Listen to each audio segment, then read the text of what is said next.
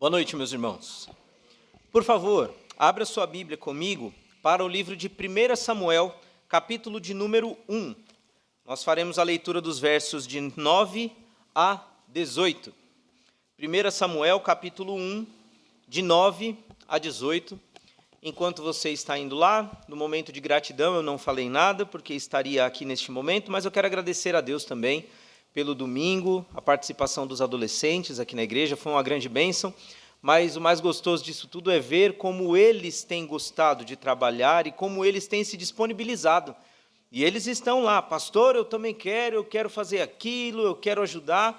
E eu fico feliz, meus irmãos, porque hoje nós temos adolescentes no Ministério de Música da nossa igreja, tocando instrumentos, cantando, temos adolescentes no Ministério de infantil, ajudando ali os professores. Isso é uma bênção, porque nós não os obrigamos a nada, mas eles, obedecendo a palavra do Senhor, têm sentido vontade de servir, e isso para nós é um motivo de grande alegria. Tá bom? Muito bem, 1 Samuel, capítulo 1, versículos de 9 a 19, a palavra de Deus nos diz assim: Então Ana se levantou depois que comeram e beberam em Siló, e Eli, sacerdote, estava sentado numa cadeira, junto a um pilar do templo do Senhor. Ela, pois, com amargura de alma, orou ao Senhor e chorou abundantemente, e fez um voto dizendo: Senhor dos exércitos, se benignamente atentares para a aflição da tua serva, e de mim te lembrares, e da tua serva não te esqueceres, mas à tua serva deres um filho homem, ao Senhor o darei todos os dias da sua vida, e sobre a sua cabeça não passará navalha. E sucedeu que, perseverando ela em orar perante o Senhor, Eli observou a sua boca. Porquanto Ana no seu coração falava, só se moviam os seus lábios, porém não se ouvia a sua voz, pelo que Eli a teve por embriagada. E disse-lhe Eli: Até quando estarás tu embriagada? Aparta de ti o teu vinho. Porém Ana respondeu: Não, Senhor meu, eu sou uma mulher atribulada de espírito. Nem vinho nem bebida forte tenho bebido. Porém, tenho derramado a minha alma perante o Senhor. Não tenhas, pois, a tua serva por filha de Belial, porque da multidão dos meus cuidados e do meu desgosto tenho falado até agora. Então respondeu Eli: Vai em paz, e o Deus de Israel te conceda a petição que lhe fizeste. E disse ela: Ache a tua serva graça aos teus olhos. Assim, a mulher foi o seu caminho e comeu, e o seu semblante já não era triste. Louvado seja o nome do Senhor. Que os irmãos podem se assentar. A oração, meus irmãos, de Ana é uma linda demonstração da graça e do amor de Deus para com a humanidade. Porque todo aquele que é salvo por Jesus possui livre acesso ao Senhor, Criador de todo o universo. Irmãos, é natural que os incrédulos não orem. É natural que os incrédulos não busquem a face do Senhor em oração. Eles não têm o Espírito Santo de Deus. Eles não têm comunhão com Deus. E por isso não conhecem a maravilha que é poder dobrar os seus joelhos e falar com Deus. É natural. Agora, o que não é e jamais será natural é um cristão não buscar a face do Senhor em oração. Isso não é natural, isso não pode ser natural, isso jamais será natural. O crente deve sempre estar em oração, assim como fez a nossa irmã Ana, que por um acaso, mãe do profeta Samuel. Filho esse, ou profeta esse, que foi pedido ao Senhor em oração e foi entregue a Deus como voto. E ela cumpriu o seu voto depois de orar. É natural que o incrédulo não ore, mas não é natural que um crente não ore. É natural que o crente tenha, sim, uma vida, e uma vida bem desenvolvida de oração. E sendo assim, o crente deve ser agradecido a Deus por tamanha bênção concedida. Porque falar com Deus, irmãos, é um verdadeiro privilégio. Falar com Deus é algo extremamente exclusivo. Você já pensou sobre isso? Falar com Deus é algo extremamente exclusivo. Sabe por quê? É só para quem é filho de Deus. Só quem é filho de Deus é quem tem as suas orações atendidas. João capítulo 9, versículo 31, vai dizer que Deus não ouve a pecadores. O que isso significa? Significa que Deus ele só atende a oração daquele que é lavado e remido pelo sangue de Jesus. A única exceção é quando o pecador que ainda não tem a Cristo ora a Deus confessando os seus pecados, clamando a salvação que há no Senhor e Salvador Jesus Cristo. A essa oração do pecador, Deus ouve e o salva, quando ele assim o faz com sinceridade. Mas é só. Toda e qualquer outro tipo de oração que o incrédulo fizer a Deus, Deus ouve, porque ele não é surdo, mas Deus não atende, porque não é o seu filho pedindo. Só os filhos de Deus têm as suas orações atendidas pelo Senhor. E isso é maravilhoso. Isso é uma grande bênção. E o crente que ora ainda ganha uma outra bênção a mais. O crente que ora tem um coração melhor e tem um coração mais forte. O crente que ora tem a saúde do coração muito melhor do que a saúde do crente que não ora.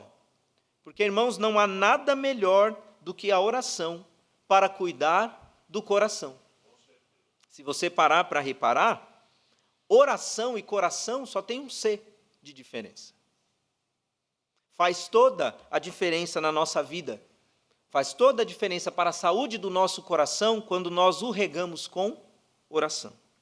E claramente vemos isso nessa oração que a palavra de Deus nos deixou registrada. Algumas bênçãos nós podemos perceber aqui nesse trecho, e bênçãos essas que mudam completamente a nossa vida. A primeira delas é a bênção de que Deus entende de dor no coração.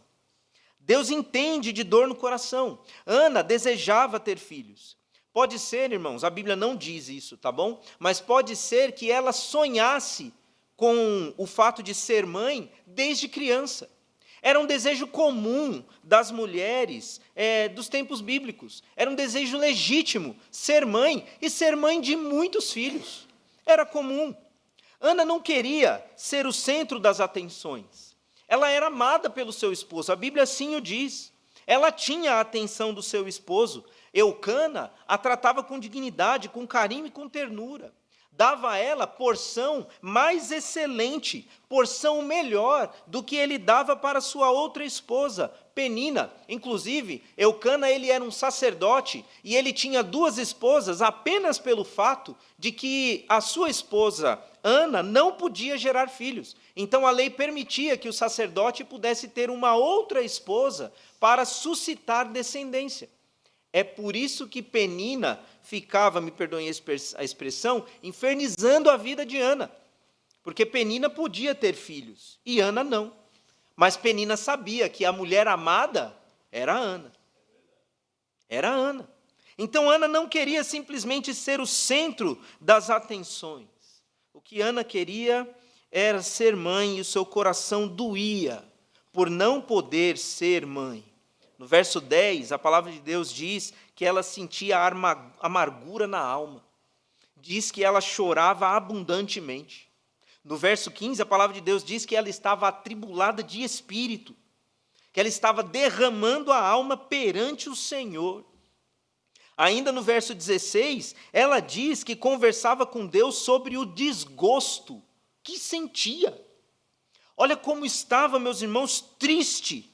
Olha como estava machucado o coração de Ana, pesado. E o que nós aprendemos com ela é que nessa situação, ela recorreu a Deus. E recorreu a Deus em oração. Ana sabia que orando ao Senhor, ela encontraria refrigério e descanso para a sua alma. Veja que ela não tenta fazer nenhuma outra coisa antes que não seja buscar a presença do Senhor. Ela sabia que derramando sua alma diante de Deus, Deus a ajudaria. Porque, meus irmãos, Deus entende de corações doloridos. Isaías 53 diz que Jesus era um homem de dores. O que isso significa? Que Jesus ele era experimentado nas dores que sentimos. Jesus chorou por ver Lázaro morto. Jesus chorou por ver a situação do homem no pecado. O Senhor Jesus chorou por ver a cidade de Jerusalém afundada no pecado e na religiosidade, perdida, como ovelhas que não tinham um pastor, apesar dele ser o pastor. Jesus suou sangue porque estava em agonia de morte antes da sua crucificação. Sim, meus irmãos, o nosso Cristo, ele entende de dor e de coração dolorido, porque ele sofreu muitas das mazelas que nós, seres humanos, sofremos também. Mas o Senhor triunfou sobre todas elas. O Senhor Jesus, ele trouxe e traz refrigério para todo aquele que está com o seu coração dolorido, porque ele está acima de todas as dores que possam nos cercar nessa vida. E o interessante, meus irmãos, é que no verso 18, diz que depois que Ana orou, ela seguiu o seu caminho, comeu, e seu semblante não era mais triste. Ela orou ao Senhor, recebeu de Deus o refrigério que necessitava, e esse refrigério foi no seu coração. Porque Deus cuida e Deus entende de corações doloridos. Mas há uma segunda bênção: Deus ouve o coração. Essa oração de Ana traz uma característica muito profunda e que tem muito a nos ensinar. No verso 13, a palavra de Deus diz que Ana, no seu coração, falava. Veja bem, Ana não estava falando consigo mesma, ela não estava falando sozinha, ela sequer pronunciava palavras, seus lábios se mexiam, mas não saía som nenhum de sua boca. Mas a Bíblia diz que ela em seu coração orava. E aqui está a prova de que Deus ouve corações, e Ele ouve corações em oração. A intimidade com a qual Ana abria seu coração para com Deus era tamanha que em sua oração ela nem se preocupou em falar com seus lábios. Ela sabia que Deus a ouviria. Ela sabia que Deus ouviria o clamor do seu coração. E, amados, é exatamente por feitos fantásticos e grandiosos como este que Deus é Deus. Fazer o sol parar, fazer a lua parar, é grandioso, é milagroso de fato. Transformar a água em vinho é algo extraordinário. A física não consegue explicar isso. De fato, isso é um milagre. Andar por cima das águas, então, que o diga. É algo de fato milagroso, é algo de fato maravilhoso. Ressuscitar mortos, não há explicação para isso. Mas, meus irmãos, ouvir um coração quebrantado e machucado pela dor e entender perfeitamente o que está sendo dito, isso para mim é um milagre maior do que andar sobre as águas, do que ressuscitar mortos e todas essas coisas. Coração não fala, pelo menos não como nós imaginamos. Nós não podemos ouvir coração falando, pelo menos não da forma como nós estamos tratando aqui. Podemos ouvir coração batendo, falando não. Mas Deus ouve. E isso é milagre. Isso é ação divina em nossas vidas. E a palavra de Deus ela vai nos dizer em Romanos 8:26 que, da mesma maneira, também o Espírito ajuda as nossas fraquezas, porque não sabemos o que havemos de pedir como convém, mas o mesmo Espírito intercede por nós com gemidos inexprimíveis. O que isso quer dizer? Quer dizer que mesmo que a nossa dor ultrapasse qualquer possibilidade de ser expressa em palavras, ainda assim Deus ouve. Ainda assim Deus atende, ainda assim Deus responde. Por isso a minha pergunta é: há alguma coisa que está te machucando nessa noite? Então, em nome de Jesus, abra o seu coração a Deus. Em nome de Jesus, mesmo que você não saiba falar, mesmo que você não saiba expressar, abra o seu coração, derrame a sua alma diante de Deus, deixe que Ele te escute. E Ele atenderá a petição do seu coração. Sabe por quê? Porque a terceira bênção que podemos ver aqui, podemos encerrar com ela, é que Deus não menospreza o coração quebrantado e contrito. Não bastasse nossa irmã estar passando por uma tamanha aflição, ela passou por uma provação muito grande. Eli, o sumo sacerdote, ao ver que ela apenas mexia os seus lábios na oração, ele a tomou por uma embriagada. Ela, além de passar pela dificuldade da tristeza de não poder gerar filhos, agora o sumo sacerdote a olhava e a desprezava. Interessante, irmãos, que a frase, a expressão que ela diz, que ela usa ali, filha de Belial, era usada para significar uma mulher sem valor ou perversa. Ana entendeu as palavras de Eli, quando ele disse para ela: até quando você estará embriagada? Larga esse teu vinho. Ela entendeu ali que o sacerdote estava desprezando ela. Mas Deus não despreza o coração quebrantado e contrito. Deus, Ele não deixa passar um coração que está buscando a Ele com sinceridade e temor no coração. E por isso, se você for desprezado por alguém só pelo fato de que você ora, não se preocupe. Porque a pessoa que não poderia desprezar nem a mim nem a você, não nos despreza, que é o Senhor. Mas Ele está atento, Ele está olhando para aqueles que o buscam, e o buscam com o coração inteiro, com o coração reto, com o coração íntegro, assim como fez a nossa irmã Ana. E no final, Deus concedeu o seu pedido. Deu a ela Samuel, mas não só. Deu ainda mais 3 filhos e filhas. Deu 3 filhos e 2 filhas, perdão. E com isso, e eu encerro, com João, capítulo 9, versículo de número 31. Se você pode, abra a palavra de Deus juntamente comigo. Porque vendo o que Deus fez na vida de Ana, eu me lembro desse versículo.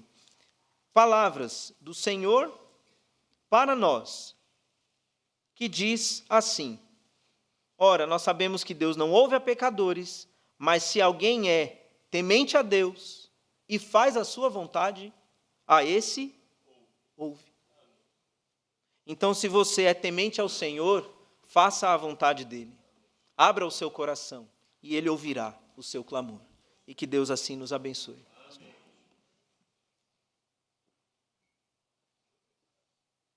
Amém?